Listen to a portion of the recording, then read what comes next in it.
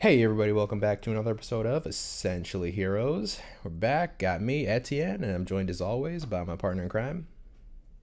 Johnny Ferris, welcome, folks. What's happening? Hey everybody, how you doing? So we are here to cover the latest episode in the Marvel Cinematic Universe saga, Falcon and the Winter Soldier. The much awaited continue to the Captain America mythos, I guess you can say. And That's right. yeah, and I know that you've been looking forward to this one as well, since that's kind of like your one of your favorite like series that they have within the Marvel Cinematic Universe was the Captain America spy thriller buddy cop kind of characters that they have here. Very much so. Yes, yes. I am a straight action guy when it comes to superheroes, action movies, buddy cop. That's my wheelhouse. That's where I like to go. Not to say anything about the other TV iteration, WandaVision, which we talked extensively about, and I certainly enjoyed it. But yeah, I'm an action guy. I like to get in and get out. I'm a smash and grab type of TV and movie guy, if you will. Yeah, I get you. And yeah, so that's why I was really curious to see what you thought of this, because I know they definitely started off the series by trying to switch up that tempo. So WandaVision started out like very slow, very methodical, very mysterious. This one, right out of the gate, action, action, action with your boy Sam Wilson. Yep, he's flying, he's doing his thing, and he's staying true to the comics. He's staying true to the movies. He's picking up the mantle of. I mean, we've talked about it, but I've mentioned this on many podcasts where I've got to reconfigure what my top 5/top 10 superhero movies of all time are, and I'm pretty sure. I mean, Dark Knight's always number one. I think that will always remain number one for another century, perhaps. But Cap 2 is still potentially in that top 5 list. It's very high because actually it's exactly what you said. It's that action spy thriller that's Kevin Smith even mentioned that it's very similar to All the President's Men, I believe, which I've always wanted to go back and watch. So it's been years, and it kind of takes. But this is. It's got everything. It's got the spy stuff. It's got Bucky. It's got the action. Yeah, Winter Soldier is still contended to be like one of the best Marvel movies and one of the best like amazing superhero movies to this day, like just critically. So good. It's just so good. That's the Russo brothers' first time in Marvel, correct? It is, yeah. Yeah. So we do see a lot of those thread lines carried over from that movie. So I think if you were a fan of that movie, then you'll probably be really happy with what they do with the characters here, because a lot of things come full circle. But yeah, that was definitely one of my highlights for the series. Is just like all the cool stuff that they do with action throughout. And they kind of keep it pace. I will say that the fight scenes weren't as like tightly choreographed as Falcon and the Winter Soldier. Like you still do see, a lot of cuts here and there, some shaky cam, this and that. But for the most part, very solid action, very hard hitting action. They really make you feel the impact of the super soldiers, which is kind of the focus of the series. Right. More than we really saw before, which I guess makes sense because in the grand scheme of the Avengers, like a super soldier is pretty low on the power tier. When you're next to people like Hulk and Thor and like a Captain Marvel, like you're basically a regular person at that point. It doesn't matter. Yeah. Yeah. Honestly, Cap holds his own as a leader. Yeah. So, oh yeah, and absolutely. They look to him as a soldier, so he knows how to win a fight. He knows how to win a war. He knows how to win a battle. Hey, they were kicking Iron Man's ass for a little bit, so that counts. Yeah, that's right. But yeah, I honestly kind of forgot that Bucky was a super soldier until very recently. So it just goes to show sort of how lost in the shuffle certain characters get. It's true. In the entire series, he gets lost in that. Absolutely, you don't. I don't.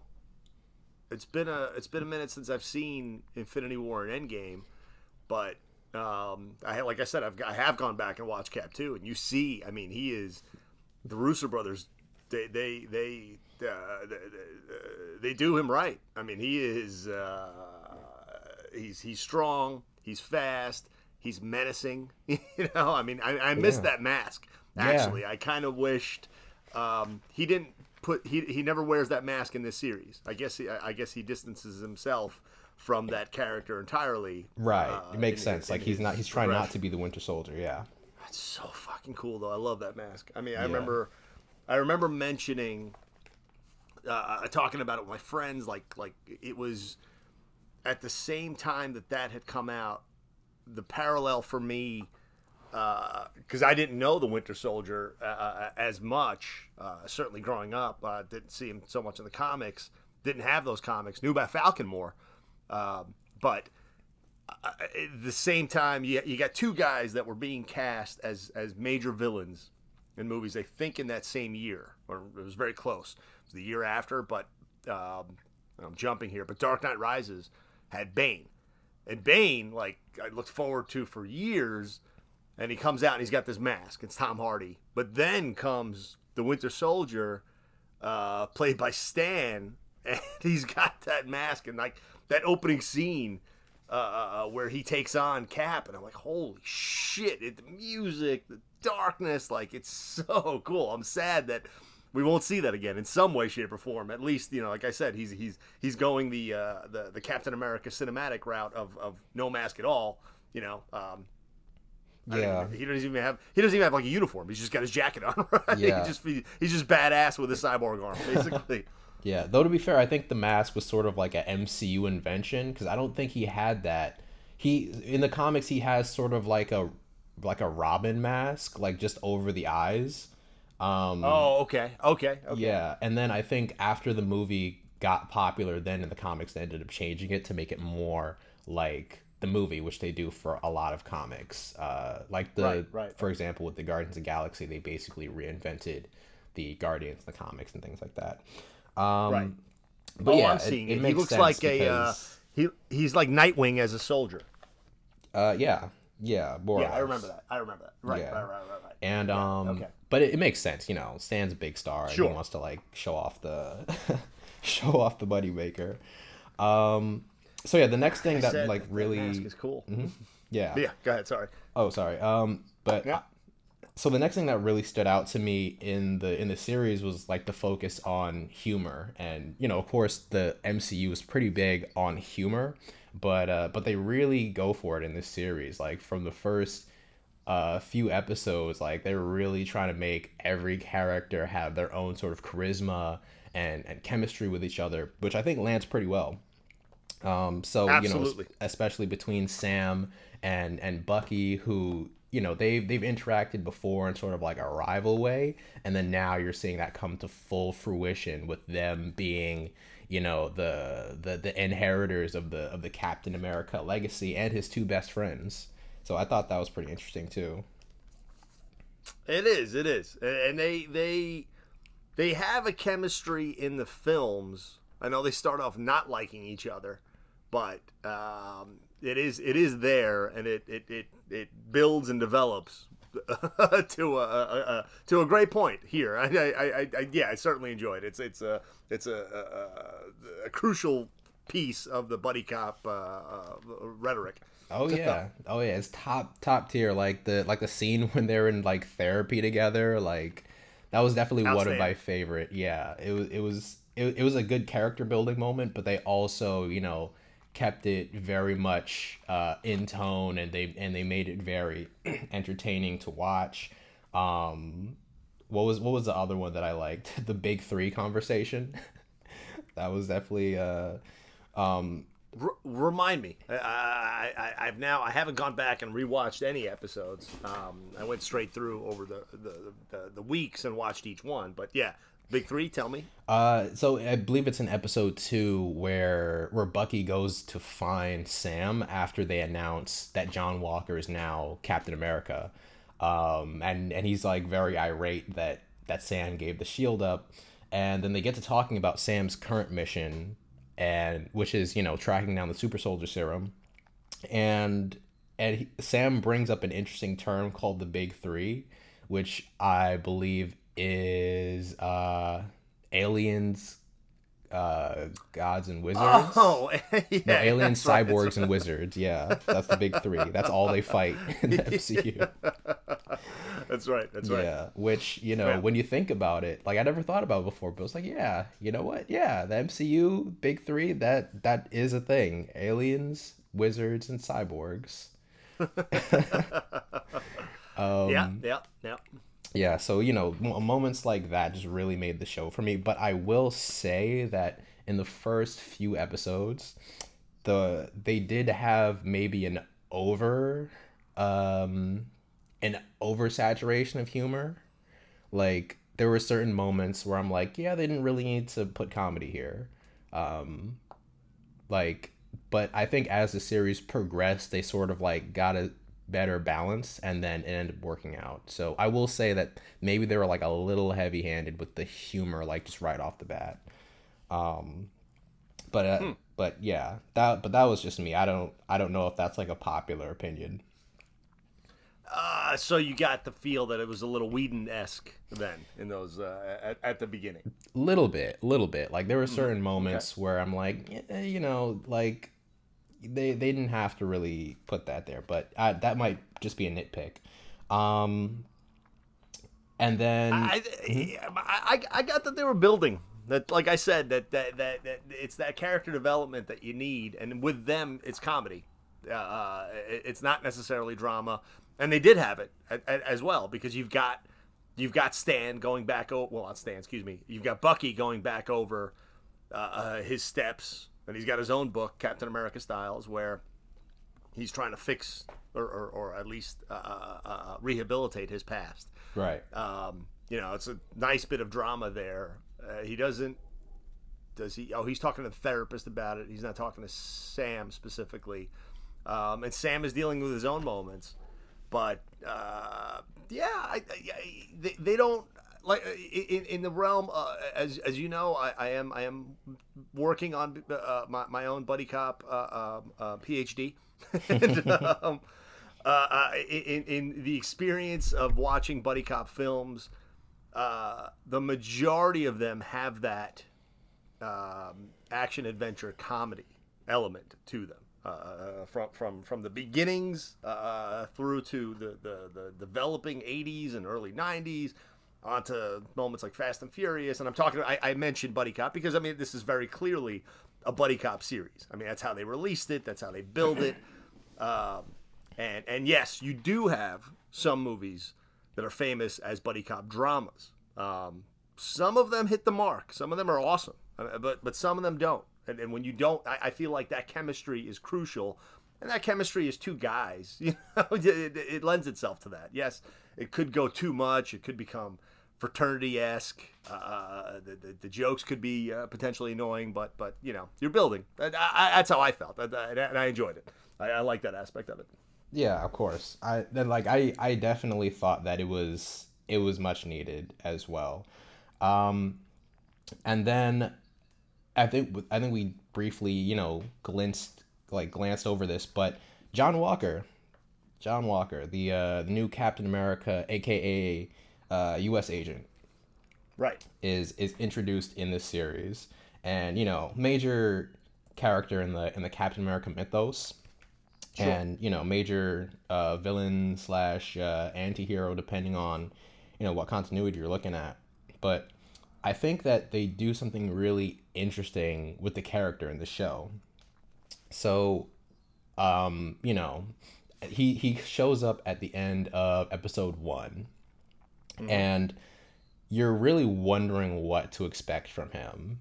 Right. Guy comes out wearing Captain America uniform, has Steve's shield, shit-eating grin, and obviously everyone is ready to hate on him. As the internet did show you, like there are many "how dare you" posts yes. online after that right. was shown, but in episode 2, they really pause and then they go out of their way to show who he is as a person. Not as like a, I guess, just a soldier really, but they show him who he is as a person. They show his friends, they show his background, they show his goals and intentions, and they really give you the feeling that he's not some like, you know, jerkwad Homelander type. Like, he really is just a guy who just wants to help. Who's awesome. I mean, he's got he's as a soldier, he's one of the he received the Medal of Honor, I believe, right? He was one of the only living soldiers, something along those lines. Right. Yeah. No. Full blown. You know, war hero. I mean, straight as up, far as they can be called. Straight up Captain America stand-in. What's the term in a play where you've got the lead actor and then you've got the understudy. The understudy. He's straight up Captain America's understudy. I mean, if there's ever been one, you know, yeah, the millennial Captain America. Right. Yeah. But while that's said, they also don't shy away from the fact that the current conflicts that he was a part of weren't as black and white as, you know, World War II fighting the Nazis. Sure. Which have its own thing. Like the conflicts in the Middle East have many gray areas, so you could just as easily, you know, see him as kind of just another cog in the American war machine. But he's really interested in is just doing what he himself can do to help. And I thought that was like a really good way to start him off, because it's like, yeah, on the one hand, like, fuck you from taking the shield, but on the other hand, it's like, he's just a dude. He just wants to be Captain America. Just let him do his job. Yes, and the U.S. government is making the decision to say that we need Captain America. We don't need Steve Rogers. The America needs Captain America, whether it's Steve Rogers or it's going to be John Walker, right? Or somebody else. Or they wanted Sam, right? And Sam refused, so they said, all right, we're going to go with John Walker. Right. Yeah. And which by the way, it threw me. The name threw me because I knew U.S. Agent, which I know we'll get to. As a kid, because I remember him, like I remember I never got his comic books, but I remember like the trading cards and knowing that there's this other Captain America dude who's kind of more badass. He's kind of like the Punisher a little bit, but he does his own thing and he's hired for specific shit. I didn't know his name was John Walker, and it threw me because if you remember, after 9/11, there was an American Midwest real guy who sympathized and wanted to become an Al Qaeda like soldier and left the United States, defected to Al Qaeda. Oh snap! What was that? I said, oh snap! Yeah. I mean, this was in like, I mean, it was 9/11 was September 2001, excuse me, and this was like I can't remember if it was spring or summer when this came to light in 2002. Like it was or maybe even earlier than that. That guy's name was John Walker Lind. Wow. Never forget that. Yeah, and so it was so weird to me. I'm like, wow, what the? I thought that the TV series picked his name, and I didn't realize that his name was actually, like mine, John F. Walker. It's not just John Walker. So yeah, I looked it up and I realized that, but I'm like, what the? Wait, are they saying something here with his name, that it's this other potential enemy combatant one day? Like he's gonna turn bad. I mean, you clearly see what's, you know, he's going down that road, but, right? But as he's introduced, I think it's just like a really common sort of, you know, run of the mill name. Sure. Like it's about as American as you could get. John Walker, right. Johnny Walker, yeah. I'm guessing. It sounds like some all-American brand of bourbon or something. Of course, yeah. I mean, Johnny Johnny Walker Walker bourbon. Scotch, yeah, of course. Yeah. And he started, November of 1986, and Johnny Walker was being drank more at that time, I imagine. I think Johnny Walker was a bit of a famous Scotch at that time. So. Yeah, but yeah, I did like the journey that he took. Like you do see him sort of going down a darker path as he realizes how difficult the world of superheroism is when you're just a dude. Right. And you know, him sort of trying to figure out how he wants to navigate that. And yeah, we do see him going down the dark route after he loses his friend Lamar, aka Battlestar, to the Flag Smashers. And yeah, he basically he's basically disowned by the people who created him, like turned him into who he is. And then at the very end, you know, we see that he actually is kind of still the same person. Like, he's not like evil. He's just, you know, on his own path. And I thought that was a very interesting resolution of the character, and very, like, not quite what we were expecting, because everyone was expecting just a straight up power hungry sort of villain. And they brought some nuance into character, so I really like that. Right. Yeah. He just wants results. I get it. He's Yeah. you know, there's again, also playing into the buddy cop fabric here, that he's that bad cop. You know, he's the bad cop to the two good cops here, basically. Yeah. And he's Lamar was his and good he cop. just. Yeah, right. He has his own. He's got his own little buddy cop story, right. Which is, by the way, like also part of it. The minority, either black guy or there's Latin, there's Asian guys like Rush Hour, and often a white guy. Like that's generally the it's kind of the recipe. But here, you've got that with them two. But again, he's straight up. I mean, he's the bad cop that wants results, and he's doing shit that the good guys aren't approving of. You know, you don't know, and you don't know if he's going to turn fully bad, but you just know that whatever it is, whoever he's after, he's going to get him, and he doesn't care about the means. So Yeah. he just wants the end. Honestly, at this point, I don't even know if we can fully call him bad, because as far as Marvel characters go, there's a fair amount that don't really follow the traditional hero structure, but we still consider them as heroes. Like, Sure. the Guardians of the Galaxy are literally bandits, but still heroes, because they help out every now and again. Right. But yeah, obviously they're setting him up for a larger story in the MCU, which I think is cool, because very rarely do we get to see anyone on the antagonist side get to stick around. But Right. but yeah, at this point he's on the anti-hero side, I would say. I wouldn't mind a series devoted to that, devoted to the bad guys that you see that come into it, and they don't go away, they don't get killed. You know, and as we know with Loki. other. Well, yeah, it's true. Loki's coming, but I'm talking about like the underlying, the low level characters. Yeah. Are interesting. They do a good job. The writers, the directors here, they do a good job of bringing you these characters, and there's something more. There's definitely more shit going on behind the scenes that we don't get to see, and it would be cool to follow. I'd love to see Crossbones. Right? That's his name? Yeah. He was in. It was Ultron? No, Civil War. I don't remember which one. Oh, Civil War, I think, with Black Panther.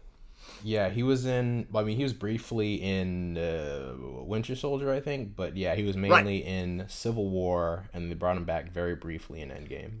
Yeah, I'd love to see that. Crossbones. Yeah. I mean, he's dead now, but yeah, they totally could. Right. I'd love to follow that character, Batroc, in this. I'd love to see. Also dead. Also dead. Like, Yeah, they waste he dies no in this. time killing off any villain characters they don't need.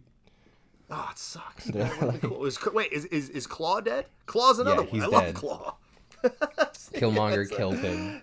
Oh, it's great to see them. That's right. Yeah. Oh, see, I'm missing these guys. Damn it. Yeah, All man. right, so we only have U.S. Agent because U.S. Agent kind of does some good shit. So If you're a that's it. villain, you're not sticking around. The unfortunate reality of sucks. Marvel.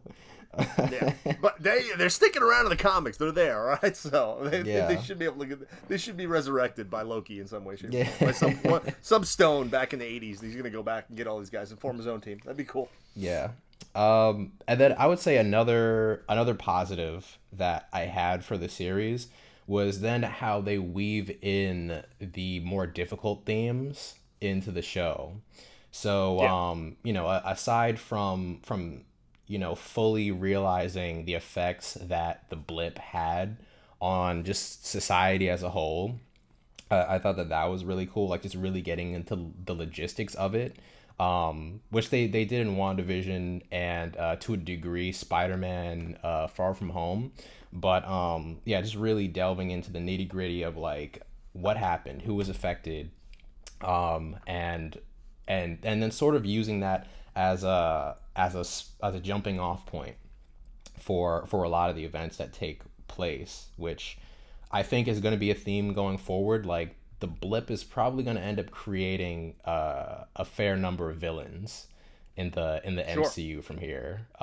Which I'm glad that the blip is replacing Tony Stark as the villain generator of the MCU. Yes, yes, yes, yes. You've talked extensively about that. Yeah, it was so weird. With the exception of Thanos and like three other characters, every villain can be traced back to Stark in almost the entire Marvel Cinematic Universe, Yeah. including Spider-Man.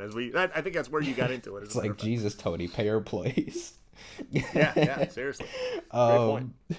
And then yeah, aside from that, I really liked what they did with Isaiah Bradley, who's a character coming into this from the comics, and one of the sort of core, I guess, emotional points of the series, and yeah, Isaiah Bradley, he is not necessarily a major player, but he is part of the Captain America mythos, but on the dark side of it. Right.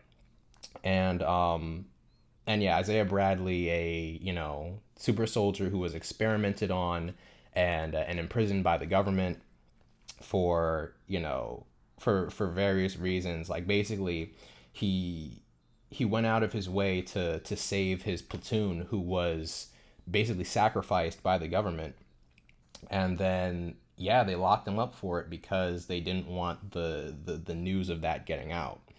Right. Which is the opposite of Captain America, who he did all the right things and he was rewarded for it. And so I thought it was really interesting how they let it be known that race definitely did play a factor, especially in those old days, as to who got treated as a superhero and who got treated as a test subject. And this is also based on a real thing that happened. There was a platoon of black soldiers in the U.S. military who they were given, I think it was syphilis, and then they were told that it was something else. Basically just because they wanted to see how it would affect humans. And yeah, basically they were just experimented on and given nothing for it. So Isaiah Bradley is based on that story from the U.S. military, and right.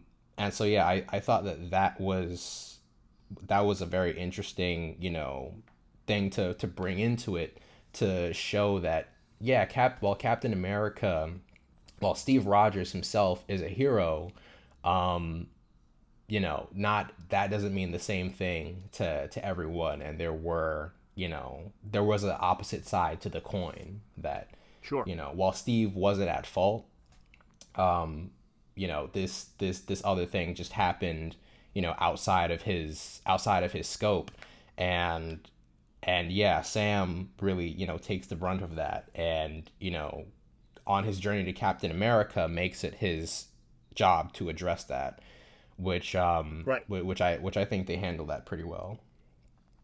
They do. I enjoyed it. Yeah, it was cool. I liked yeah, and it falls on Sam to explore and investigate those moments, and he does a great job because he is that what's the he's kind. I mean, you talk about Bucky, or you talk about the super soldiers being relatively small in the realm of the Avengers lore. Oh yeah. But Sam, Sam's not even a super soldier. He's got these wings and he's awesome. But he's also like, he's that emotional backbone. You know, he's the connection not just to the non-powered characters, but maybe like Batman to the Justice League a little bit. He's the human connection, if you will. You know, right? And he connects to the little guy. So and he does that very much so. It comes out in that relationship that he forms with Bradley. It's cool. Yeah, and you really get to see, like, with his interactions with Bradley, with his interactions even with Carly, who we can talk about in a minute. You really get to see why Sam trusted him with the legacy, because he's just like, all he wants to do is help. Like, that's his whole deal. And that's really what Captain America is about. Like, no ulterior motive, no, agenda. Like, he's just a guy who wants to help people. And they really show you that, while Sam is who he is, like, he can be hot-headed, he can be, difficult, stubborn, this and that. Like, at the end of the day, he'll do whatever it takes to help. And that's just it. Right. So I really liked that. And yeah, before we get to, I guess the negative portions. Yeah, the other two things I wanted to talk about, on the positive side were, one of them is Zemo. So, Baron Zemo. Yep. The returning Captain America villain. One of the only ones to survive the Marvel machine. Yes, that's right. That's right. Yeah, see, it's great. His story was awesome. You get to see that there. It's really cool. It's pretty cool to see him return and take on, I guess, a new life in this series. And they kind of, show you everything from, the standpoint of where he's coming from Civil War, which is, a guy whose home was destroyed, and he kind of can't let it go. He's got to do something about it. And, and he goes the route of terrorism, but he's a cool terrorist, and that's what matters. He doesn't have the mask that I know him for in the comics and the cartoons. He puts it on once for no reason, and yes. It's a good point. But he's got the coat. Right. But he's got the coat, which I've always appreciated. He always has that same coat, which is neat. It looks, initially it was like, does this really work? It's awesome. Yeah, I'm glad he has it, because it does. In the original, there's that. What is he? He's got like a white fur, like along with that maroon the getup. Yeah, it was cool. Yeah. And yeah, I'll say that it was interesting how they brought him into the buddy cop dynamic, right?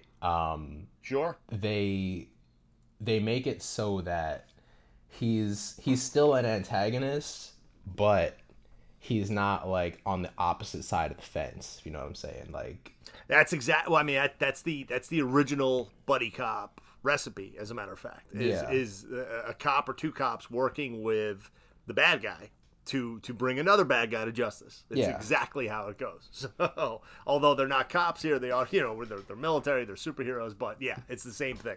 Yeah. So, and they have to keep him alive. They've got to look out for him. They've got to, and they're getting to their ultimate goal of the big bad. So they don't need Zemo. They're going after the Flag Smashers here. Right.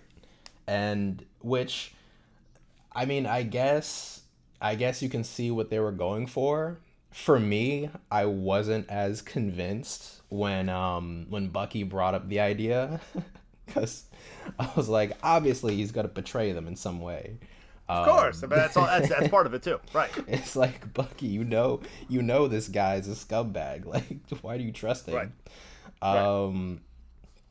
but yeah, I thought that it was cool having him as sort of part of the team, and they delve more into him as a character. Like the writer of the series definitely kind of took what was there in Civil War and like just really added a lot of personality and backstory onto it, which I thought was very cool. So like you see what he's into, you see kind of his connections and how he interacts with the criminal underworld, his skill set, his intelligence, all that stuff.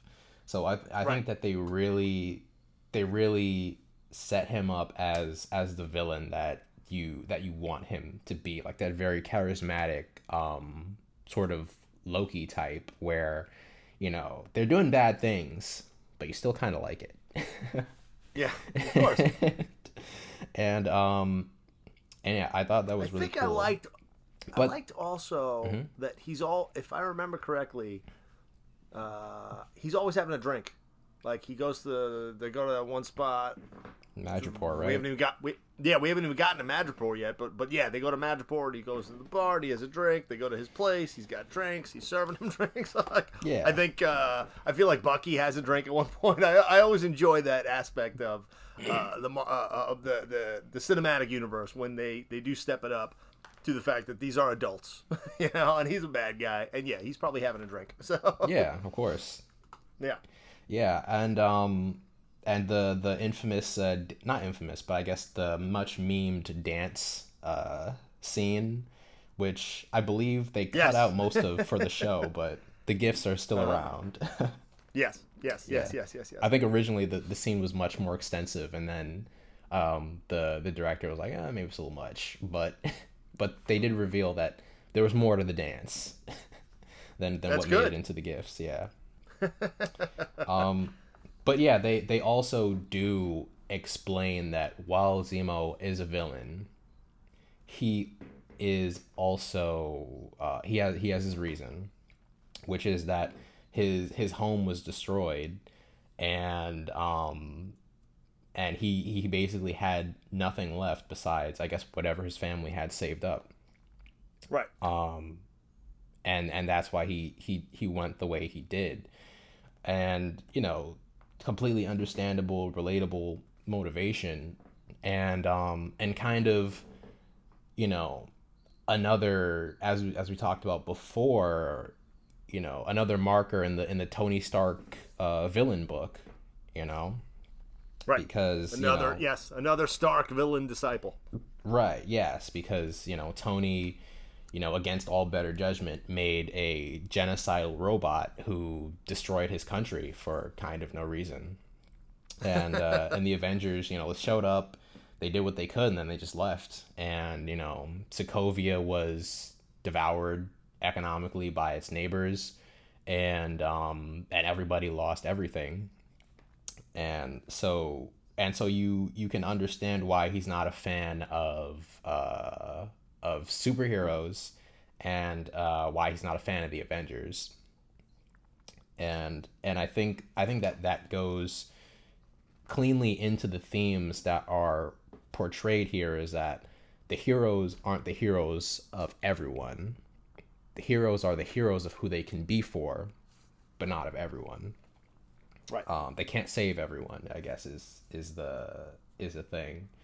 And sure. And they explore this with Carly Morgenthau's character as well, aka the Flag Smasher. In the comics, it's one character, Carl or something, I think his name is. But here, it's a group, but it's headed by Carly, who is, I guess, the live action counterpart of that character. Right. And with Carly, I have mixed feelings. Like, I'm kind of half and half on the character. Sure. So I have thoughts, but before we get to that, we should take a quick spot check. Yeah, let's do it. Thank you for listening, folks. Today, our podcast about Falcon and the Winter Soldier is brought to you by Class & Co. Co-working space located in Brooklyn. There's 2 locations in both Greenpoint and also in Williamsburg, just off of subway stops there. The Greenpoint location is located at 750 Manhattan Avenue, 750 Manhattan Avenue, and the Williamsburg location is 260 Ainsley Street. They have all the answers to your co-working space needs. They are perfectly social distanced. They keep the place clean and safe for COVID guidelines, and they've also got great event space. So if you have any questions, check out classandco.com or call 929-324-7980. Thanks, Class & Co. It's Carly Morgenthau. Right. The Flag Smasher. So I'm kind of mixed feelings on the character, and I think it's because of her progression through the series. So it's one of those situations where they start off in one place and they kind of end in a slightly different place. So at the beginning of the series, I could much better see what they were going for with the character, which was very similar to what they were doing with Zemo, actually, where a character was sort of, I guess, lost in the cracks of superheroism, and they weren't able to be helped or saved, and they end up having to take matters into their own hands, because if they don't, no one else will. And but with her, instead of having it connected to a specific character, she's coming from the effects of the blip in Infinity War, where, you know, half of the population was lost and the world had to reform around that in the 5 years that followed. So they explain that when everyone was gone, or I guess half the people were gone, the world had to sort of fill in the cracks with different people. So more people were allowed to, you know, go to different places and become part of that society and like really work together to bring things back. So more, I guess, economic opportunities, more opportunities for you know, cooperation between countries and all these different things. And then when everyone was brought back, then there was a conflict of, well, you know, well, these people were here first, so you're kind of screwed now. And like all these people who were, you know, making a life for themselves and who were able to like bridge the gap between different places, they were kind of set back to square one. Walls were put back up, and they were basically, you know, they were basically left with nothing. And, you know, while that has really kind of nothing to do with the heroes themselves, it's like also the heroes couldn't do anything about that, kind of leaving all that stuff to the government. And then, yeah, so the Flag Smashers were formed to try and kind of get back some of that, I guess, get back some of the positives for the affected people who, you know, were kind of left out by the anti-snap, if you will. So, right. So from that perspective, I could see it, because they show how, you know, they're targeting very specific people, you know, like these people were like hoarding resources, and like these other people were, I guess, they were sort of anti the movement, all these different things. So I thought that was pretty interesting. But then by the end, it kind of just devolves into kind of generic evil, and by that point I had kind of checked out. I'm like, I was like, I kind of got where you were coming from, Carly, but now like you kind of lost your own way, which I suppose was the point of the character. Like, that's what we were expecting to happen with John Walker, but it actually happened with Carly. Right. For them to kind of just lose their way and devolve.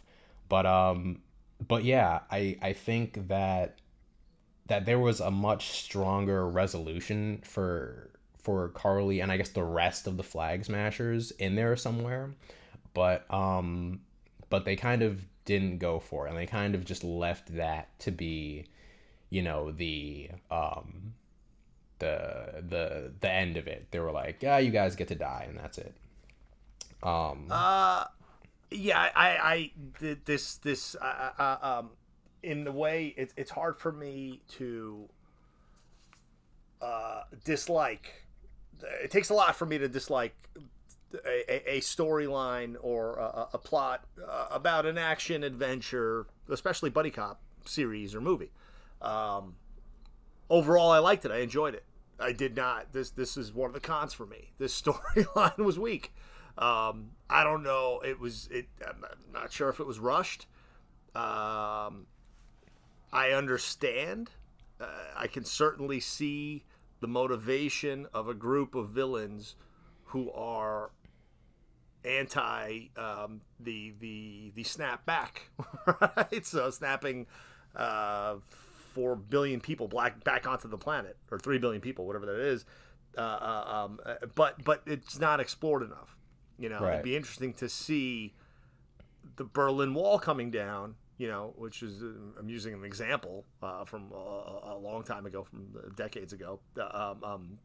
Something now that would be similar to that, and then it being put back up. You know, I'd want to see those actual moments to understand them, to relate to them. I couldn't relate, and I certainly couldn't relate when all of a sudden she goes that, you know, they go from that point to, all right, yeah, and you see the progression, obviously, of Carly becoming full on villain, and yes, not debunking, taking, dismantling her own principles, Right. know? And Sam calls her out on it, Right. Yeah. as do her own characters, but it all along was weak. You know, I don't know how much you know. I haven't read too much about the rumor that this was a complete changed plot. And if that is the case, then I could see how this sort of thing would be rushed. And I was like, yeah, I don't really get it. They're the bad guys. I was wondering if Walker was going to either team up or become worse than them. That didn't happen, and ultimately, yeah, they got taken down, but it wasn't. It was weak. It wasn't enough for me. Yeah. You tell me. I could definitely see it being rushed, because there are other things that I think were 100% rushed in the series.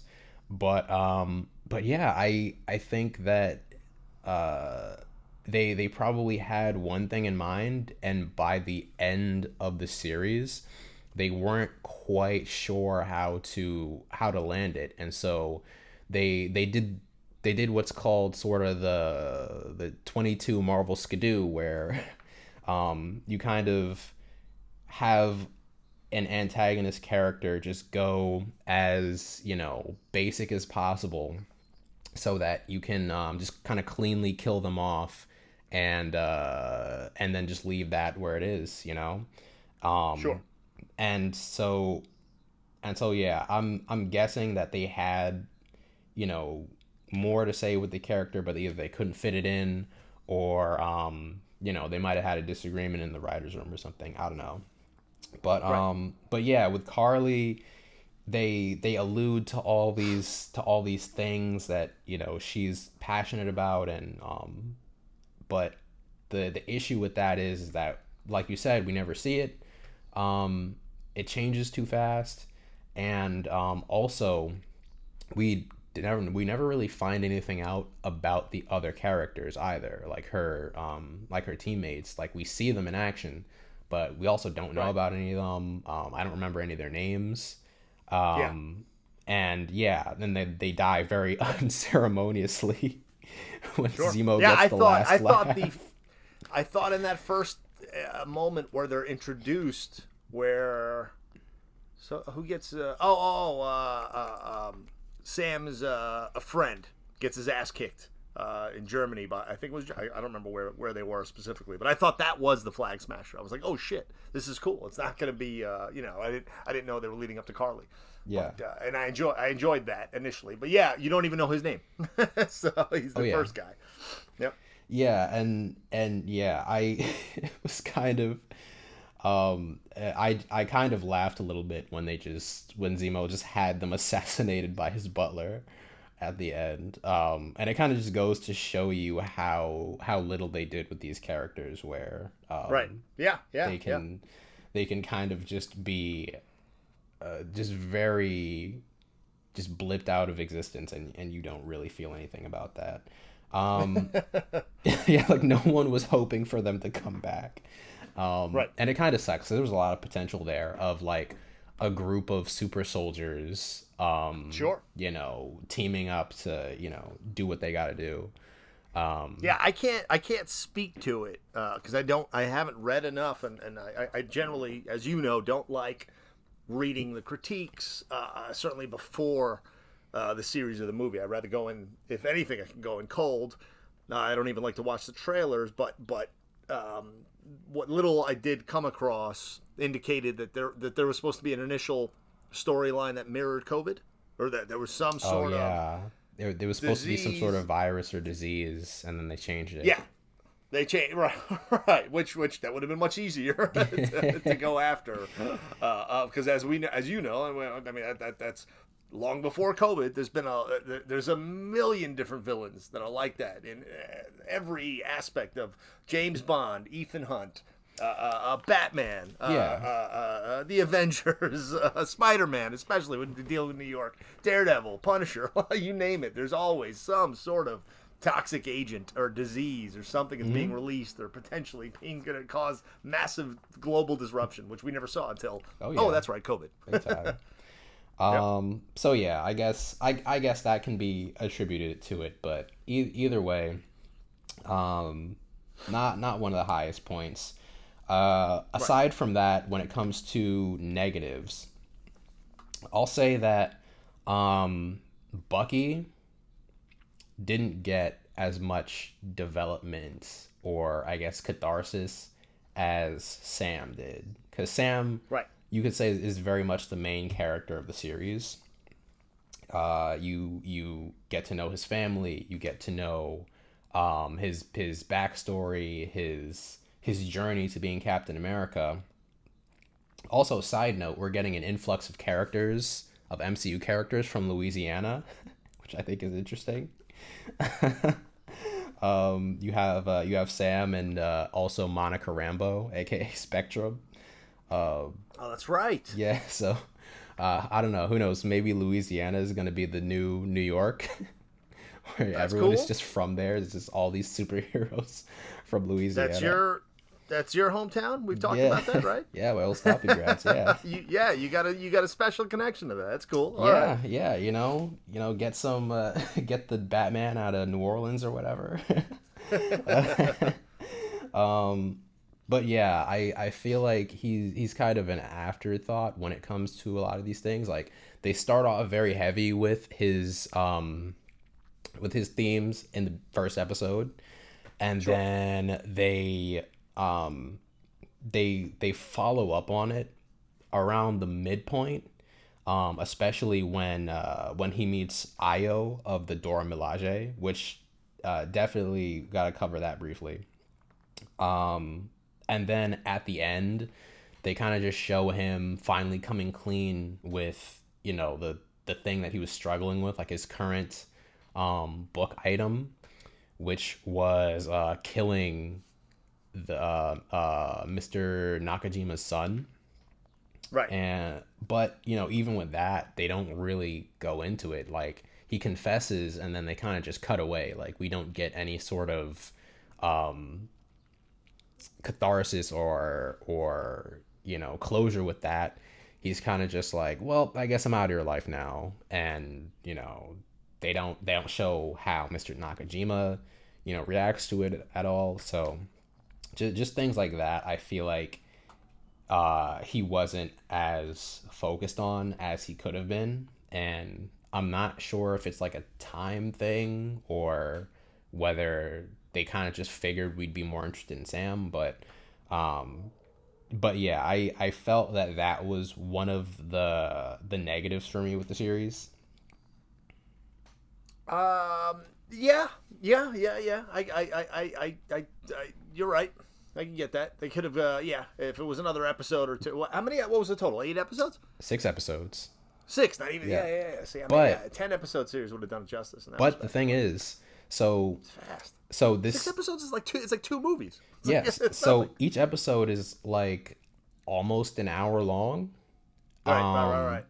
So if you kind of count it up that way, it's actually longer than WandaVision, which is like 20 something minutes. Yeah. It's like 12 episodes long about. Yeah. So interesting. Yeah, so it's arguable like on the whole time factor.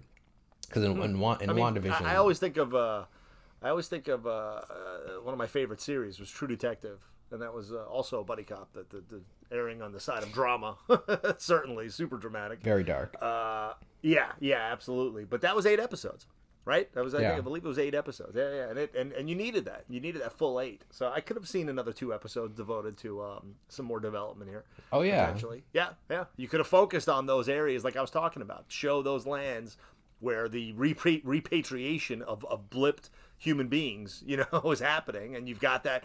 Let me see that disruption. Let me see those fights, and yeah, sure. Let me see a little more of Bucky. Absolutely, I love Bucky. Yeah, I'm a big fan of Winter Soldier, and it would have been cool. Same, yeah.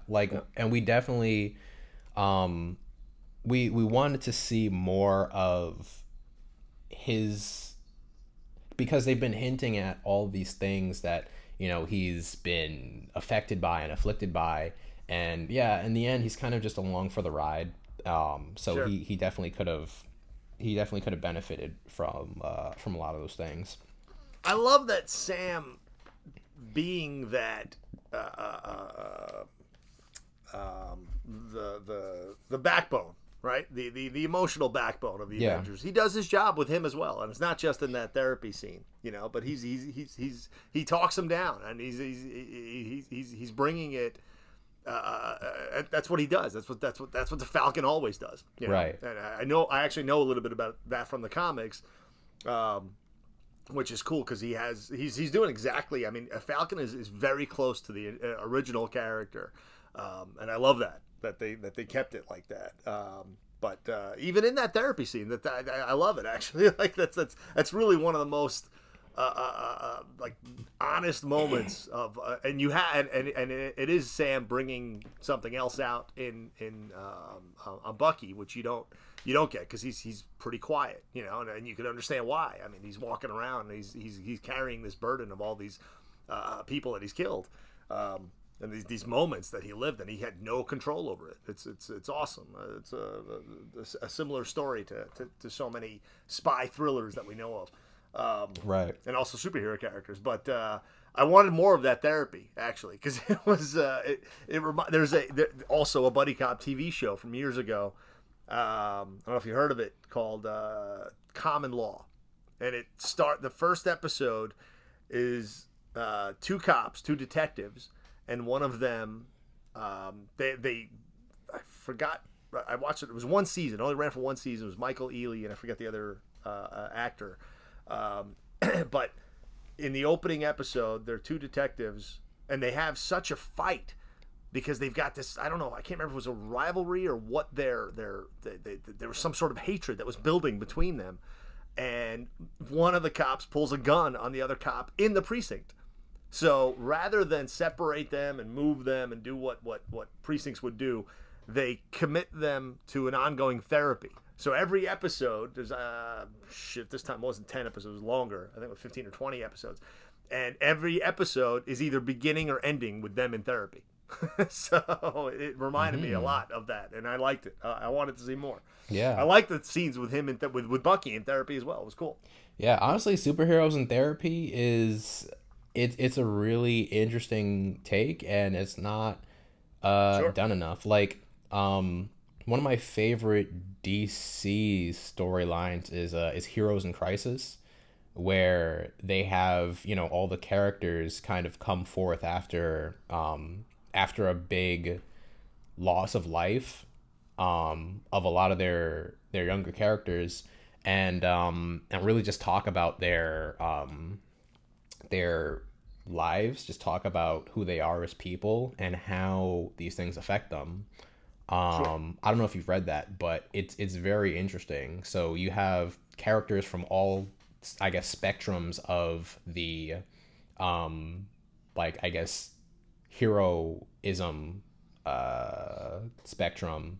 I don't know what it's called, like the heroism tier list. So you have Justice League members, you have Titans, you have characters like Harley Quinn, and you have a lot of characters. This is in DC. This was a comic, or It's a comic. All right. And, what's the name of it? Heroes in Crisis. Very cool. Okay. Yeah, and yeah, DC. I could see DC doing that. They do weird, serious shit like that sometimes, which is cool. Oh yeah, and they have everyone just sit down and talk very plainly about who they are as people. So you have Batman sit down and be like, "My name is Bruce, and I've had a lot of partners die on me." You have like Firestorm be like, yeah, I have two people inside of me, and it affects me this way. Sure. You have Harley Quinn, trying to deflect with jokes, and then finally she's kind of like, well, all right, here's what's going on. Like, it's very interesting to just see characters like broken down this way in like very plain terms. Right. She's a psychologist herself, correct? Yeah. Very neat. Booster Gold, Lagoon Boy, like there's a lot. There's a lot of cool stuff there. Yeah, I could see him crying in that episode. Oh yeah, big time. So, but yeah, Sam being the heart, that they definitely show that, especially with the end, once he's fully Captain America. Awesome costume, by the way. Forgot to say that. Yes. It's like pretty much comic accurate, which is like one of the first like 100% comic accurate costumes we've seen. Right. And he's addressing the Repatriation Council and the world as well after the fall of the Flag Smashers, and kind of just being like, now isn't the time to condemn, it's the time to rebuild, and it's your job to figure out how to rebuild and help people, which is pretty much the most Captain America thing you can say. Is in the face of economics and politics and all this, just be like, nah man, you gotta do better. Which is exactly what Sam would say what Steve would say if he was in that position. Which he did. Like, he was in Civil War, he was in the face of very strict, legal policies and things like that. And he was like, no, I don't care. Like, this is what I think is right, and we should do this. And they're like, well, you're gonna be a criminal now. And he's like, I guess I am. And he was just a criminal for like 2 years or something, I forget. But yeah, like, just those very like unbending sort of principles. I think Sam embodied that pretty well. And as, I guess, the, like you said, emotional center, like he's gonna have a lot of that to do going forward, because I can see things getting very messy with how the dominoes are being set up in the MCU. Right. I love his heart. I love he's the grassroots of the Avengers, of possibly of the Marvel Cinematic Universe in that respect. He really connects to the little guy. And he does connect. There is the people relate to him.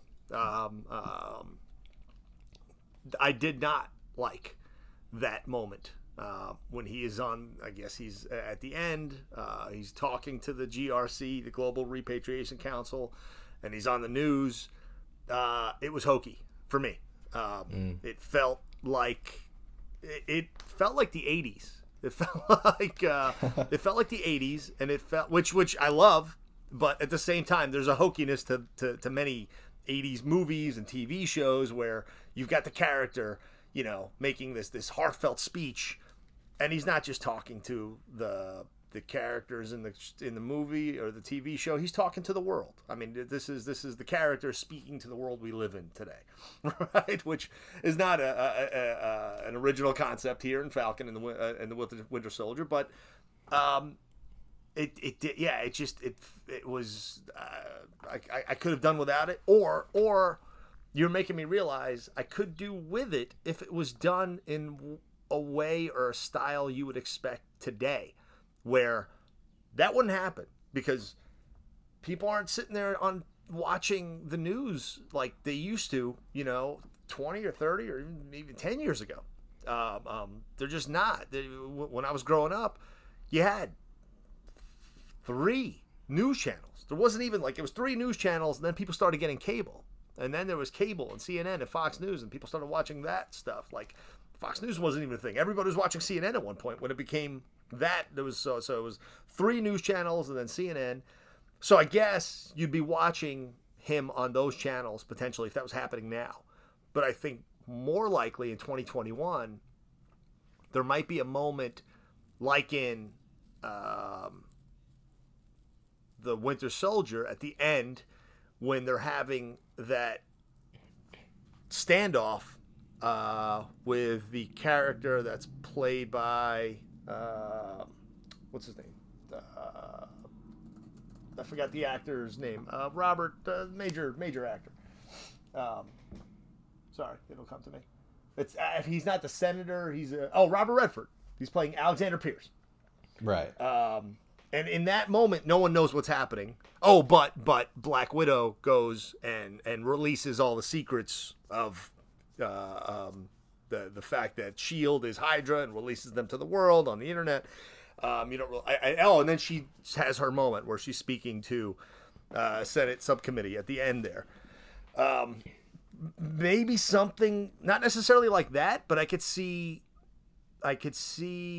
Falcon speaking to the GRC secretly, and maybe it gets leaked. Maybe it's live streamed somehow. Maybe it's on Twitter and Facebook, and it's trending, and people freaking out about it. Like maybe something more along those lines. I could see happening. You know? So, but yeah, when it was just straight him seemingly on the news talking to the world, it was for me. It was hokey. That's all. Yeah, I can definitely see that. It was hokey, but it was comic accurate. Because sure, you're right. Because Steve has been known to just be very frank about the moral of the story. Like there's the famous one where he's Steve like, Rogers or Sam? Steve Rogers, my bad. I keep getting Sam and Steve mixed up. Yeah. No. Right. But yeah, Steve, he was very, and the very famous speech, when the world is telling you you're wrong, it's your job to plant your feet in the sand and say no, you move. I believe is the quote. Right. The very famous Captain America quote. So I will say that, and I mean, Captain America, I feel like is designed to be that way. Like, I think it's very recently where he started being kind of like the cool kind of agent character, originally he's meant to sort of be like that very sort of Boy Scout type of character, and then obviously in the new movies where they try to make everything like young and sleek and sexy, and you have Chris Evans with his abs, you're like, yeah, let's make him cooler. Let's take the helmet off, let's give him a beard, all the things. Sure. So I think that was a very recent thing, but I think he needed to appeal to hipsters. Yeah, he just needs to appeal to everyone who likes abs and biceps and beards. Yeah. But yeah, I will say, I think that go ahead, sorry. I think that like the hokiness is a part of Captain America's like origin. I mean, he's a guy dressed in red, white, and blue. It's like, it's not just that though, but it's not even just that. So I mean, as hokey as it is, I'm telling you, like I am mentioning that moment.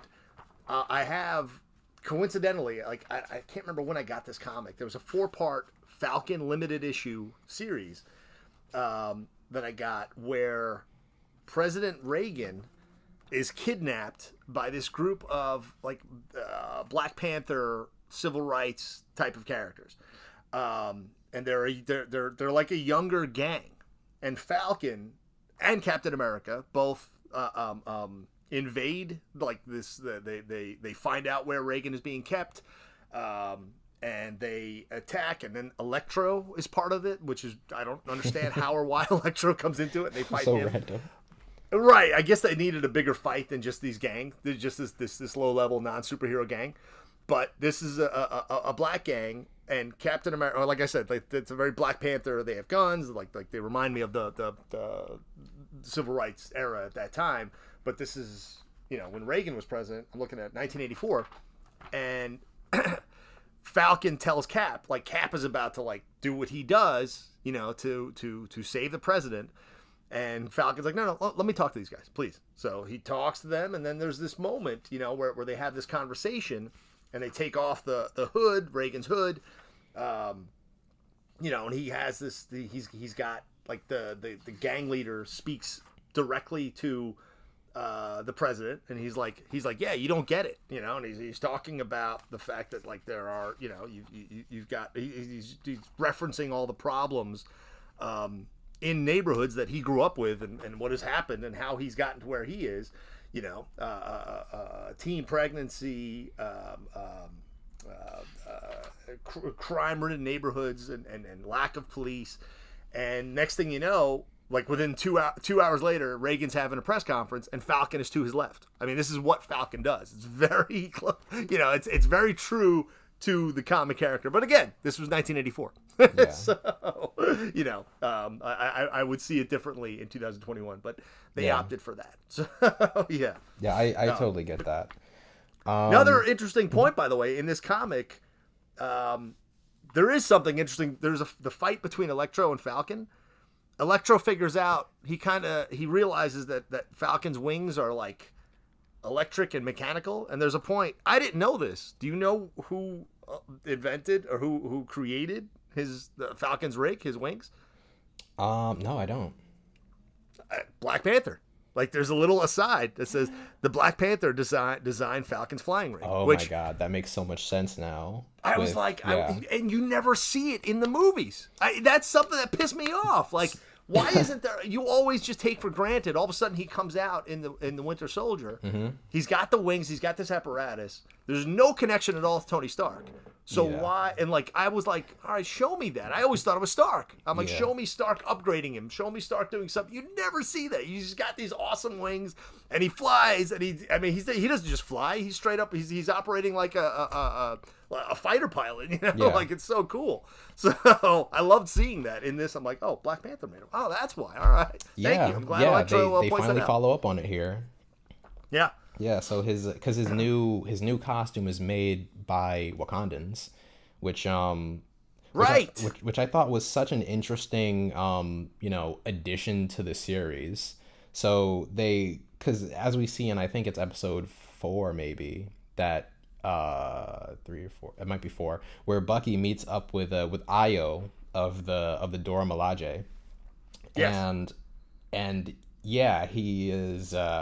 She contacts him because she knows that they're working with Zemo, and she's like, "Hell no, he needs to go back to jail." And so, you know, Bucky, he's kind of put on the spot here, where he's like, on the one hand, we got to do this thing. On the other hand, like, yeah, we shouldn't be working with Zemo, and something is bound to happen here. Right. And you have X amount of time to do what you got to do, and then we don't care. We're coming for him. Right. Right. Very cool. Because they have the Wakandans, not a fan of Zemo. Yeah. Because, no. Yeah, he killed King T'Chaka, and they're not happy about that. They killed King, right? Yeah. Right. And so, Bucky, he's not even like secretive about it. He immediately tells Zemo, was like, yeah, these Wakandans are coming for you, bro. Of course. He immediately tells them, which I thought was refreshing, because normally you'd have it where he kind of keeps it from them, and then they just show up out of nowhere, and then blah. But so yeah, I thought that was interesting. And then the Wakandans are also another step on John Walker's sort of ladder to U.S. agent. Yeah. Where they just show up and completely thrash him without super soldier serum. And he's not happy about that. Yeah, and like they're about to like confiscate the shield and everything. Yeah, just like words like don't touch Wakandans. They don't like being touched, I notice. Yeah. Like you don't touch a Wakandan without their permission. But yes, exactly. But yeah, so I just thought like that was definitely a highlight of the series. But yeah, I feel and then they almost confiscate the shield and Bucky's arm too.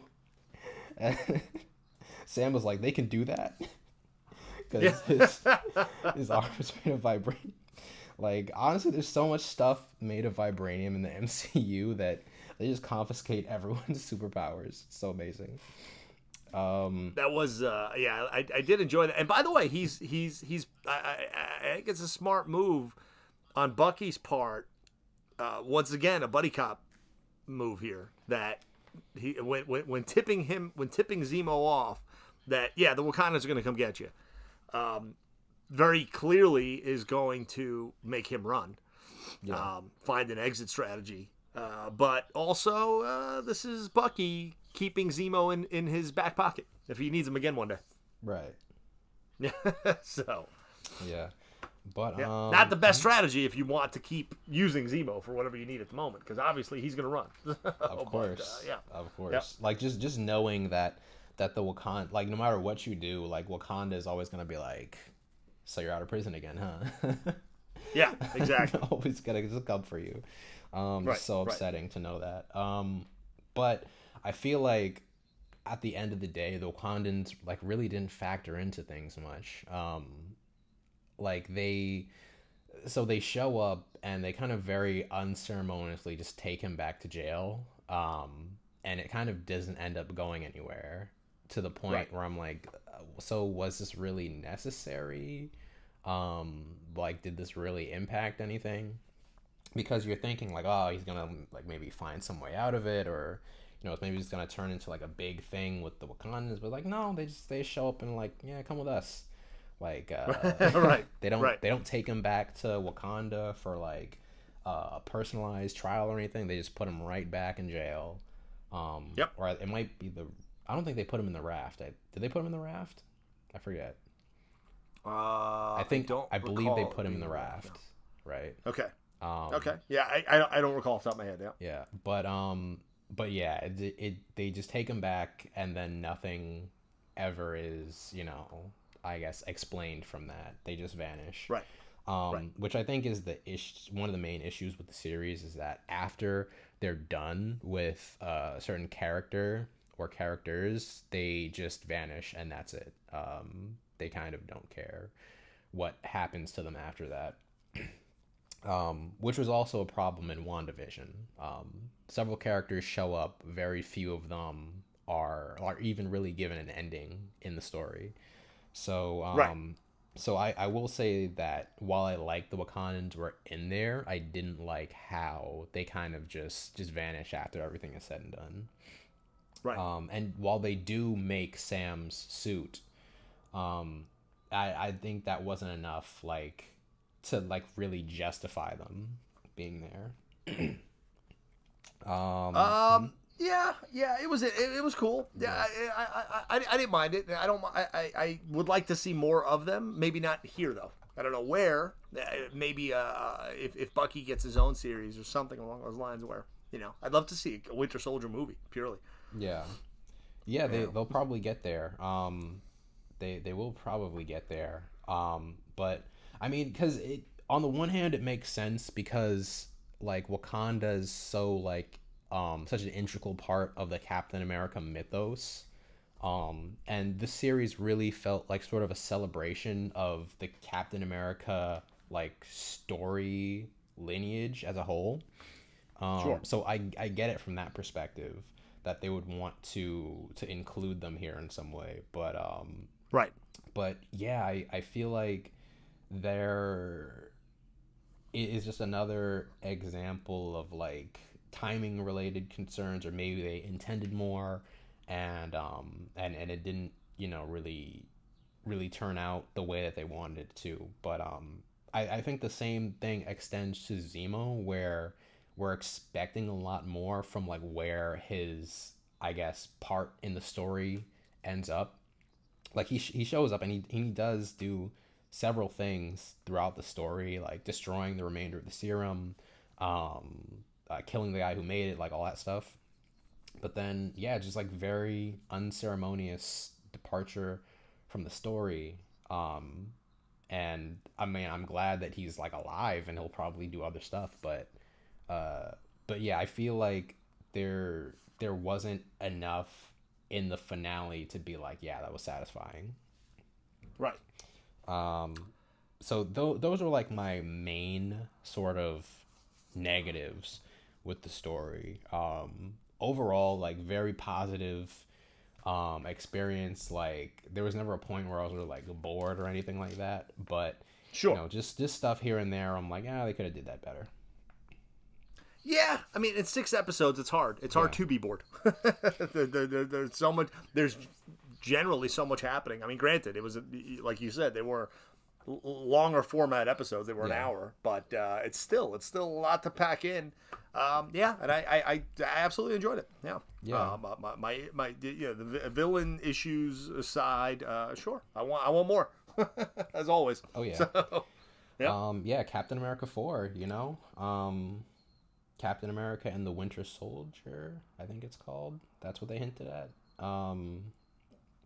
That's what Cap 4 is going to be? Cap 4 is slated? Yeah.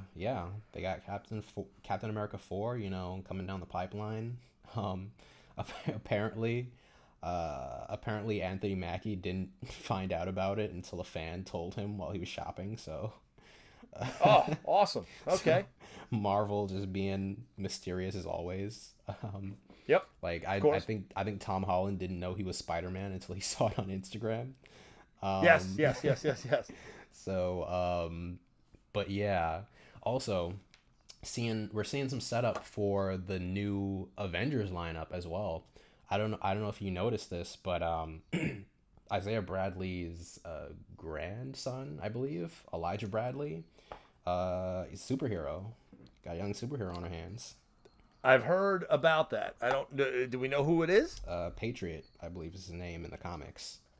Okay, gotcha. Very cool. Yeah, which I'm wondering like how they're gonna kind of spin that in here, because just from how he was kind of set up with, he and his grandfather, like very sort of like apathetic towards the whole superhero thing. Like I'm wondering how they're gonna kind of like remake that. Maybe he was inspired by Sam, and right. He wanted to kind of join the fray as his sidekick or trainee or something like that.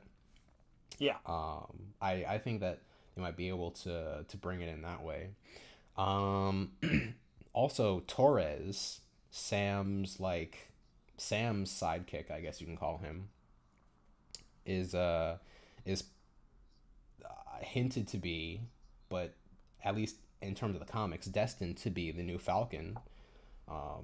So I feel like we'll be seeing him again soon enough.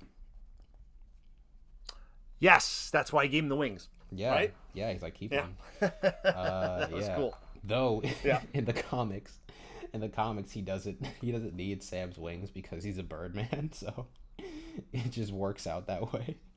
Ah, all right, that's cool. He just has like wings and bird talents, and so he literally is a Falcon man. And he's also like a vampire kind of. I forget what the exact thing is, but yeah, a lot going on with Torres in the comics. So yeah, Falcon and the Winter Soldier, pretty solid overall. Definitely want to see more in Captain America 4, and yeah, solid entry I would say in the Yeah, MCU lineup. yeah. I want to see more. I want to see more bad guys. I want to see more of Falcon. I want to see spin-offs. Yeah, absolutely. I love it. Yeah.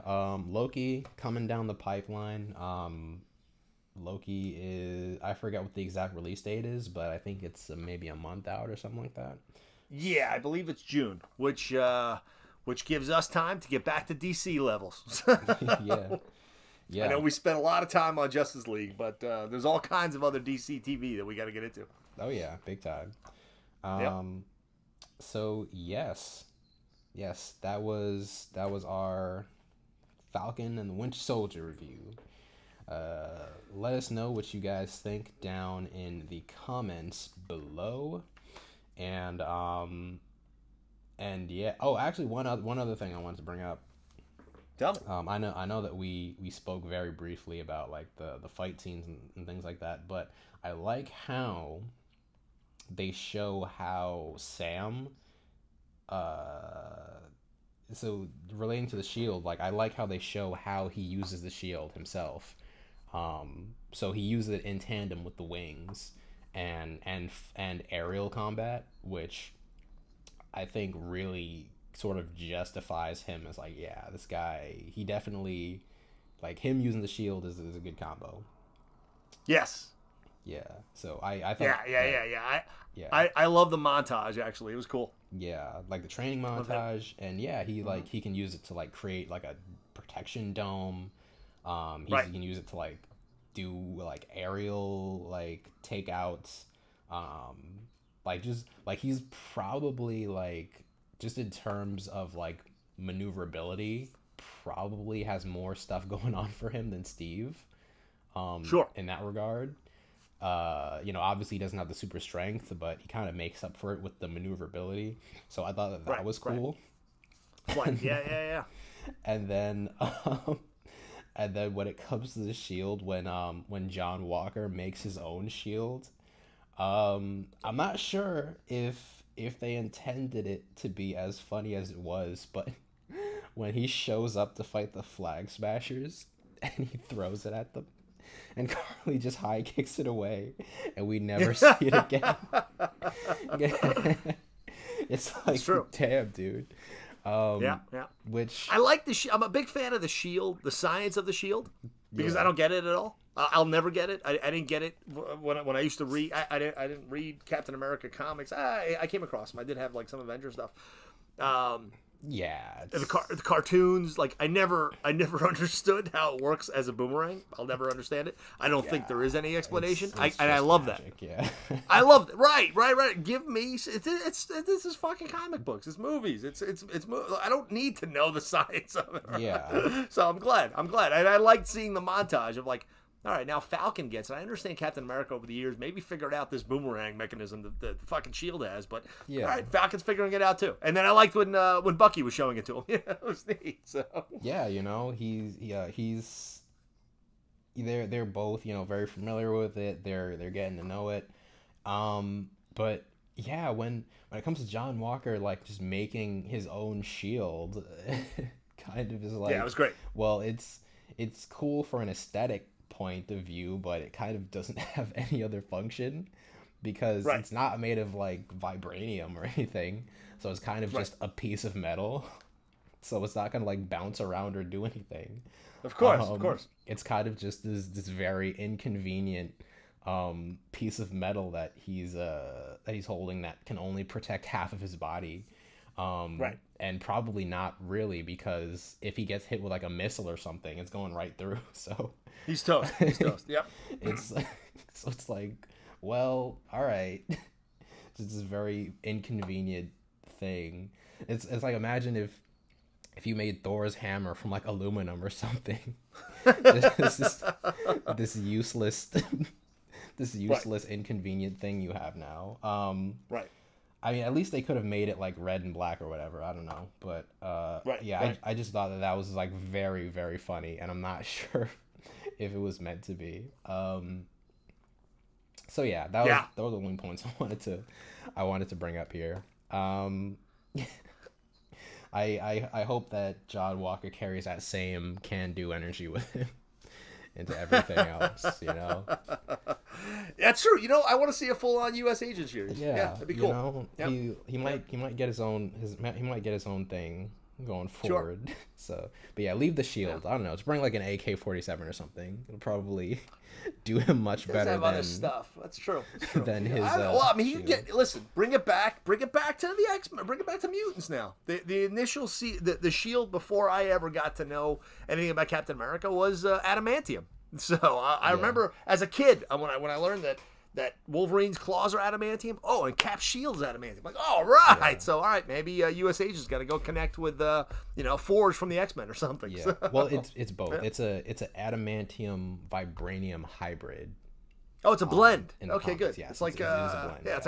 It's like a red wine blend. Very nice. All yes. Right. Yeah. Good. That's cool. And yeah, they always tie it back to Wakanda, even in the comics. So they're like in 1940 whatever, Captain America went to Wakanda, and right. And he connected with them that way, and they're like, yeah, you're a cool dude, you can have the shield, like that kind of thing. But yeah, sure. But yeah, Ultron was right. It's they have the greatest metal on Earth, and they turn it into a frisbee. So. Yes. No, it's such a great line. Yeah. Division, he used vibranium much better. Yes, exactly. But yeah, so that's everything I had. Thanks for watching, and or listening. Let us know what you guys thought about the show down in the comments below. Make sure to like, comment, subscribe, share the video, hit the notification bell for all your notification needs. And yeah, keep rocking with us. That's right. We need those likes, folks. We got more coming, and hopefully some content coming up soon from us as well. Yes, absolutely. So with that said, guys, have a great day or night, and peace out. Thank you, folks.